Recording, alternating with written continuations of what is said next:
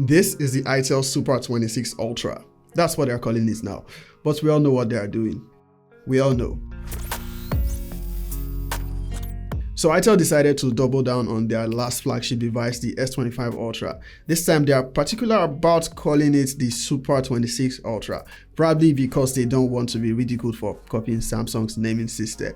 But I know we all prefer to call it the S26 Ultra. That's easier.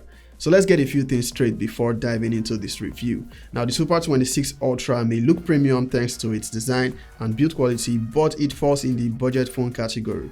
So the bottom line is, let's keep our expectations within budget performance. The itel S26 Ultra falls in the same price category as Tecno Spark 40 Pro, Infinix Hot 60 Pro, and Samsung's Galaxy A17 4G. But for this price category, it's the only recent phone with a curved display build. And this time around, it doesn't look like they are bringing a base version for the Super 26 Ultra like we saw last year, or maybe that will come later.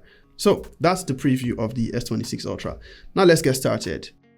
Unboxing experience is the typical for itel phones at this price point, all accounted for except wired earphones. Now, something that baffles me is the addition of a MagSafe compatible case, but the phone does not support wireless charging.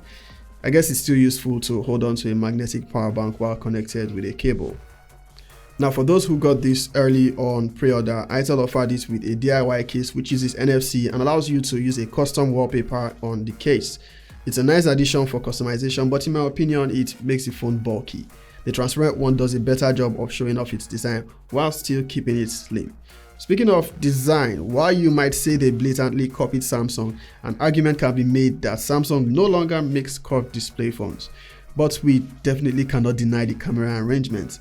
In their defense though, this is still a refinement of the itel S25 Ultra's design.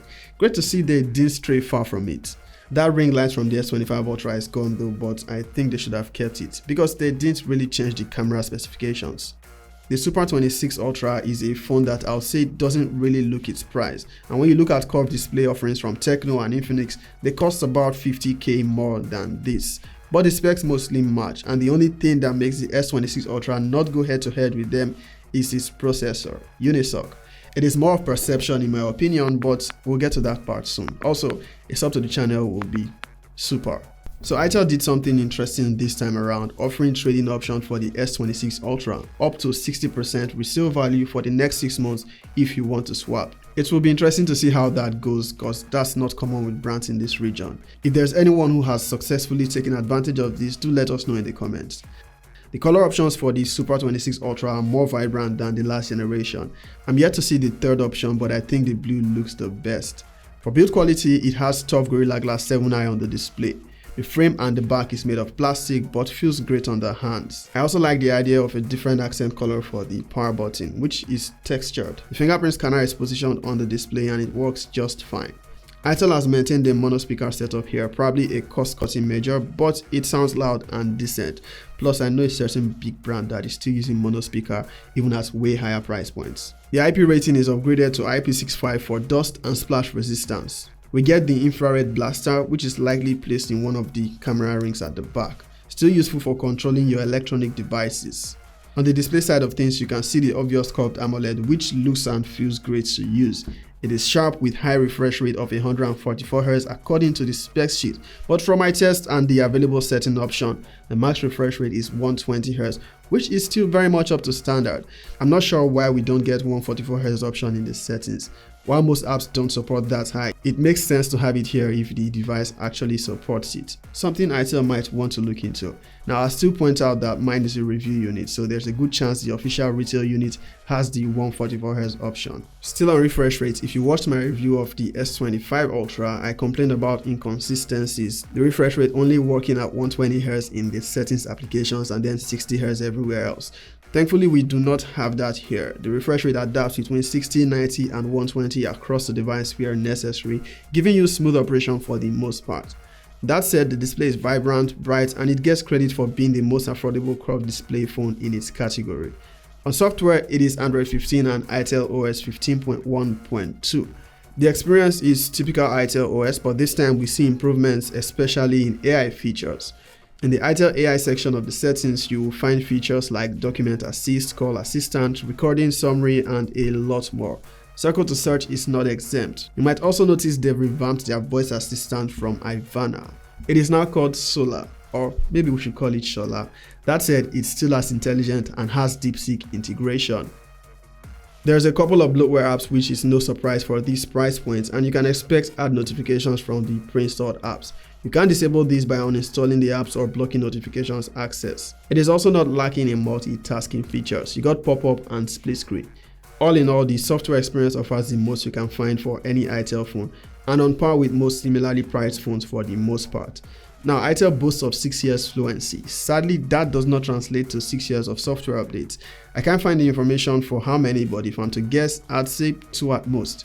Now, when it comes to performance, as I mentioned earlier, the only thing that technically prevents the S26 Ultra from going head-to-head with the likes of Technospark 40 Pro Plus is the processor choice. But in theory, it actually does, because the Unisoc T7300 has the same GPU as the Helio G200, but has higher CPU scores. As a matter of fact, if we're going by benchmark scores alone, the Super 26 Ultra has the highest on any 4G budget phone. It is only plagued by the stereotype whenever we hear Unisoc. I'll go ahead and call it Unisoc phobia. You heard it here first. Now, given a chance, I think we can find out just how well it performs compared to the MediaTek counterpart. In my experience so far, it has performed as expected for the price point. I've had no heating issues nor any struggle to handle whatever you'd expect of a phone in this price point. You can play high graphics games at medium to high graphics settings. You have eFootball consistently running on high graphics and 60 FPS. It also runs Delta Force, Call of Duty Mobile and the likes just fine. Now, due to not being as optimized for gaming as the MediaTek counterpart, you don't get the same high graphic options in Delta Force, but in terms of performance, it is consistent. COD Mobile runs at medium graphics and high frame rates. Now, I've gotten comments like, why doesn't it have 5G? But I think we all know the answer if we're being honest. Only Samsung gives you 5G at the moment with the A06 5G from last year, or spend a little more for the A17 5G or A16 5G. Also, you really can't have everything and still want to pay budget price. You put in a 5G processor here and you'll likely be paying at least 50k more. For what is what though, you get 4.5G, so the internet is actually pretty good as long as you have good service. For battery life, itel has packed this with a large 6000 mAh battery. Now, this guarantees more than a day of battery life, and depending on your use case, 2 days. It is interesting how they could keep it light and slim with that much battery capacity.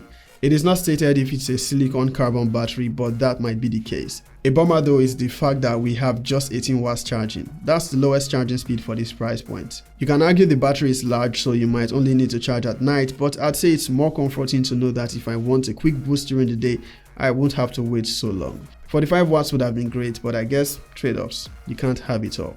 Bigger battery over faster charging. Now let's talk cameras. The Super 26 Ultra maintains the same camera configuration as its predecessor. 50MP main, a macro and 32 megapixel selfie.